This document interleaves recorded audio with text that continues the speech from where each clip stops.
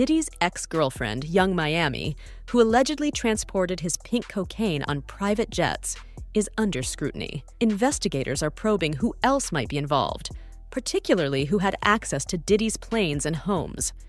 As the investigation deepens, connections to Hollywood figures like Harvey Weinstein and involvement in political campaigns for Democrats such as Barack Obama, Hillary Clinton, and Joe Biden through Vote or Die and other initiatives have come under the spotlight. Despite Diddy's long-standing influence, his security seems breached with his house raided, tapes confiscated, and his flight records being closely examined. Diddy's ex-girlfriend, Young Miami, who allegedly transported his pink cocaine on private jets, she's feeling the heat. The question investigators are looking to answer is, who else was involved? They want to know who was in and out of Diddy's planes and his homes. I'm a savage! Oh! I'm a savage! Whatever I want, I'm going to get! Whatever I want, I have to get! All while he was cozying up to Hollywood figures like Harvey Weinstein and the Democratic Party, with his vote or die campaigns for Kerry, Barack, Hillary, Biden, getting souls to the polls. For 2 decades, Diddy thought he was untouchable. But now he's had his house raided, tapes confiscated, and the feds are zeroing in on his flight record, fly in prison. I tell you what, Puffy. Your life is in danger. A CIA undercover agent has now blown the whistle, revealing alarming details about Diddy and Jay-Z's clandestine activities. What you gotta say now? What you gotta say now? You ain't got shit to say when you put your girl on the snap. Hinting at severe allegations from grooming and minor sex trafficking to sexual abuse. On the law enforcement front, the use of confidential informants, CIs, is discussed, illustrating how CIs are managed and compensated in the criminal justice system. CIs can earn significantly depending on the cases they help crack, ranging from monetary rewards for weapon seizures to a percentage of case value, which can be quite lucrative. This reveals the complex interplay between law enforcement and informants, where sometimes even influential figures like Diddy could be involved not for money, but for favors, providing insight into the mechanisms of legal protection and the potential for manipulation within the system.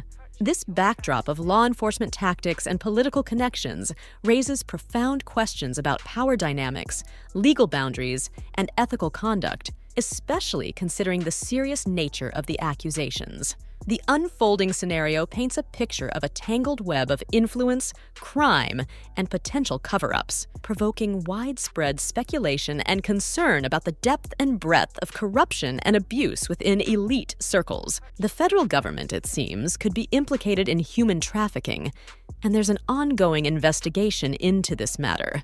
This is deeply concerning, and I find myself increasingly perplexed by the situation. I'm standing here, trying to get to the bottom of it, asking why these issues are only now being discussed and exposed. What's the reason behind this timing? What happens is that the police will bring in a CI and will use him like she was a $3 hoe. That's a confidential informant. They'll let you do crimes, as long as you don't do no murders and stuff like that. They'll let you go around and pay you. When I was in law enforcement, dog, they paid confidential informants $250 for revolvers, $500 for automatic weapons, $750 to $1,500 for semi-automatic guns and rifles and machine guns and shit like that. Some confidential informants got payment like that. And plus they get 8% of a case. 8% of a case. So if they bring in about, just say, they bring in a case $100,000. That's 8,000, what's that? What's that, $8,000? That's 8,000. They bring in $1 million case. $1 million case, that person is getting $80,000. I mean, like $80,000 on it. I think if you're talking about 8%, you know what I mean? So I'm saying that to say this: confidential informants get paid good, but Puff was a millionaire. Him being a confidential informant, him getting money like that, it was favors. He been getting favors and been paying law enforcement people for years to protect them. You understand? To protect him. We had a lot of people on the payroll when we was doing security. Everybody somebody might have this first 10 hours, that 10 hours, or whatever. He was paying law enforcement. He had a budget for law enforcement. Now, if something goes wrong, those people got friends in certain places. Then plus he tells his handler, yo, can you make this go away for me? I'll give you this and that. Now, that could be a lot of speculations or whatever like that. But why would you have or be working for an FBI agent if you're not an informant? Why? So when you got that kind of money, you could hire people to make a lot of things go away for you. Like you hire lawyers. Those lawyers have police officers and people working for them, and investigators. Those investigators were former officers. So all of them in the backyard in Diddy bed together. Man, like, so many questions. Like, Gene, how did you know those prices like that, bro? How did you know those? You named them prices like boom and boom. And I'm like off the back of the head, like, bruh, how you know the prices, man? And then like, Gene, like, how long you been knowing P. Diddy been working for the feds? That's what I really want to know. And if you know that, what that make you, man? Because you know the prices and everything, bro. Like, I'm confused at this point. And like, my biggest question is like, why now? Why wait this long to now start saying something when all this stuff is going on? Like, that shit is confusing, y'all. I am confused. I am beyond confused. This man is literally saying P. Diddy been working with the feds. Yeah, he been an informant or working with the feds. Like, what the heck? And all this stuff that P. Diddy been doing, they been knowing about. So like, this is just blowing like speculations in minds, like, man, out the water. Because if that's the truth, man, that say the government is behind all this stuff, and that makes sense because then all this Biden flying in and busting in illegal migrants and all this type of stuff going on, and then Grady Jude down there in Miami, he said that the federal, policy about the federal government, might be doing human trafficking, and they got a investigation on them as well. So like, y'all, man, it's in y'all face right here, bro. So y'all let me know what's going on with all this stuff, because at this point I'm confused, man. I'm confused, man. I don't know what's going on. Is Gene, just saying this stuff? Because it's making a lot of sense. And like, why is he saying it and exposing it now? This is my questions, my main questions. But hey, man, keep doing it, brother. Yeah, we did it all, man. Let us know all the information, because if y'all was hanging out with Diddy, either y'all didn't know he was working with the feds and he was an informant, or y'all police too. So hey, listen, y'all better be careful and start doing y'all research. This isn't just about the music industry. There are reports suggesting that figures like Bo Diddy and Jay-Z have used their influence to engage artists in questionable activities and to sign unfair contracts.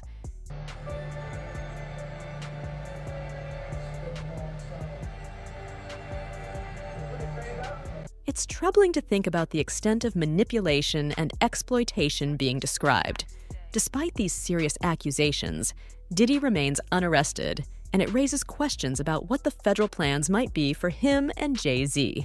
It was mentioned earlier that they both might have cooperated with federal authorities. which could explain many things. Now we hear from others that Diddy was communicating with the feds. Whether true or not, he must have offered something significant in exchange, though not to the extent of revealing a major criminal like John Gotti. The investigation has been tightly concealed by Homeland Security Investigations, HSI, to the point where agents involved in a recent raid were unaware of whose house they were targeting until they arrived on the scene. There are also claims that Diddy was financially compensating law enforcement through his chief of security, who previously held the same role for Michael Jackson. While some might be skeptical of these allegations, it is not uncommon for celebrities like Diddy to maintain close relationships with law enforcement, though that does not necessarily imply corruption or bribery. Just like Diddy's successful ventures outside of music, such as his dealings with Dio and Estee Lauder, his influence stretches across various powerful sectors, akin to what Epstein did with influential figures in politics and business. However, the intoxication of power can lead to a loss of moral compass, resulting in civil suits that bring federal attention, as seen in the cases of other celebrities like R. Kelly. This situation is still unfolding, and it remains to be seen how it will be resolved.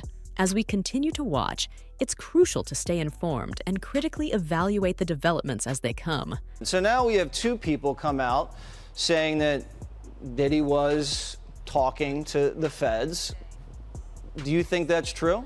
Whether it's true or not, and he might have been cooperative in some way, shape, or form, you don't get away with human trafficking unless you give up John Gotti or something like that, and that's not what happened here. I can tell you, Jesse, that this investigation's been going on for a long time, very closely held by HSI, so much so that even some of the agents on the raid a week ago today didn't know whose house they were raiding until they got there. That's how closely held this investigation. Wow, because there could have been a tip. Absolutely.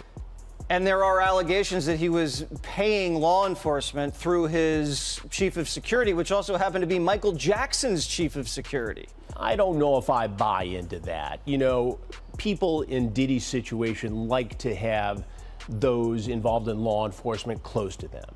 But that doesn't mean they're taking payoffs. That doesn't mean they're doing big favors. They like that closeness. It's just like how Diddy was able to court Diageo or Estee Lauder. He was very successful in doing that, and that made him a lot of money and gave him credibility outside the hip-hop rap world. And that's what he was trying to do here, a lot like what Epstein did with very powerful political and business figures. And if you look at this report in the New York Post, you see it's a constellation of billionaires he's involved with. Very similar to what Epstein was doing. And, you know, these guys get drunk with power, allegedly. You know, Diddy has said that these allegations are false, but they get drunk with power, and all of a sudden they lose their balance and what's right and what's wrong. And they're insulated, and they've got everybody telling them they're great. And all of a sudden, these civil suits come out. And the feds watch this. That's what happened with R. Kelly.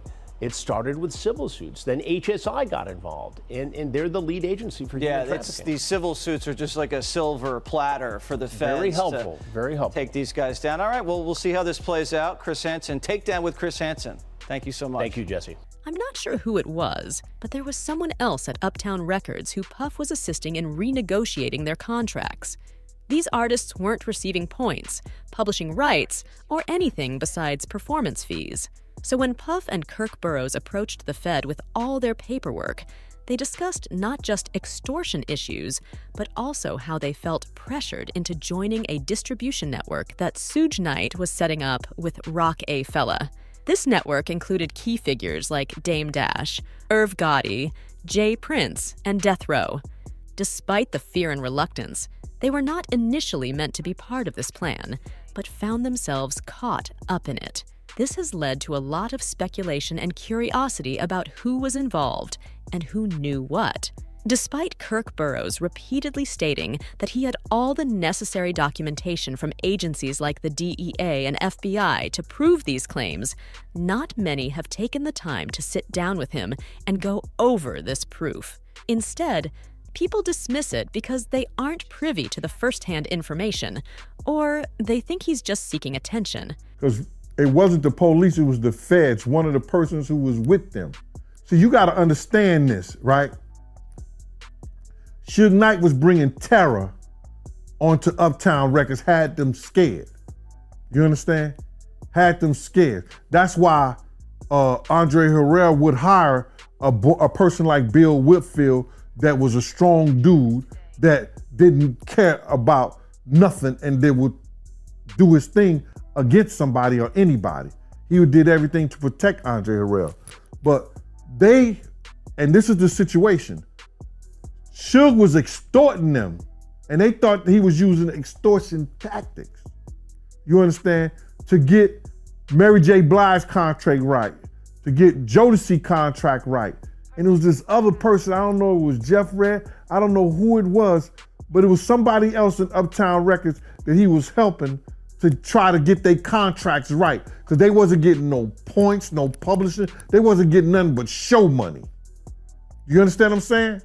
So now, when Puff, Kirk Burroughs, that's the other person that was with them, they go up to the feds with all this paperwork, you understand? And I mentioned this before, you understand? They not only talking about the extortion stuff, they talking about how they trying to be made to have this what you call this promotion, this distribution thing. And which I'm finding out they wasn't even gonna be a part of it until later. But they was in fear, like they was trying to be made to be a part of this whole distribution thing that Suge Knight was trying to build up with Rockefeller, because it was Dame Dash, it was Irv Gotti, it was Jay Prince, and Death Row. You understand what I'm saying? So now everybody wanna know who's this and who's that, and wanna go back and say, yo, how do you know? It came from the horse's mouth. He said he got all the paperwork to prove it. Kirk Burroughs said it plenty of times, but nobody won't sit down with him. I mean, like, you won't get none of these, these radio stations and all this stuff like that to sit down with him. He said, I got the paperwork. He got files from the from the DEA and the FBI, all that stuff like that. He got plenty of paperwork behind this whole stuff. But people want to get on here and say, yo, because they not privy to the information, you understand, directly from the people who was involved. And you get a person like me that don't give a damn, and I'll repeat it and tell it. Oh, dude capping, dude looking for attention. No, it happened. Now other people coming out talking about it. They putting Jay-Z was a part of it.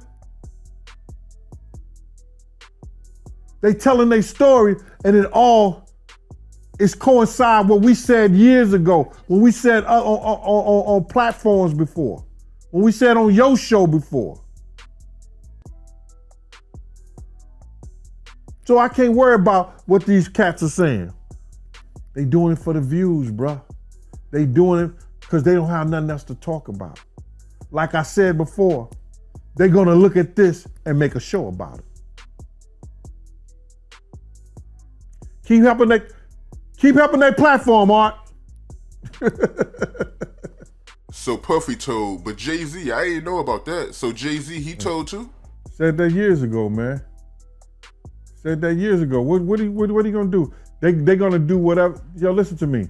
They're the reason why rap in New York went down the drain. They made sure that these young cats didn't come up with platforms and didn't come up with situations. Like Jay-Z, let me tell you something. Jay-Z and it's funny. It's funny. We were talking about how Puff and Ja Rule was cool. But at one time, Puff was trying to trick Ja Rule into going at Jay-Z. That whole weekend that he was with Sarah. The whole weekend they was in that hotel room. That day they was in that hotel room. All the way coming back on that G5 jet. He was trying to talk Ja Rule into going at Jay-Z. But now him and Jay-Z is like freaking frat. It's crazy how things work out, huh? Meanwhile, rumors continue to circulate, with some even claiming Jay-Z was involved, echoing what we've discussed on your show and other platforms in the past. Despite what others might say for the sake of views, I'm focused on the truth. There's an ongoing narrative that figures like Jay-Z have been detrimental to New York rap, blocking new artists from rising up. Interestingly, there was a time when Puff was allegedly maneuvering J. Rule to confront Jay-Z. During a weekend they spent together in a hotel and traveling on a G5 jet. But now, Puff and Jay-Z are close, almost like brothers. It's fascinating how relationships evolve in the music industry.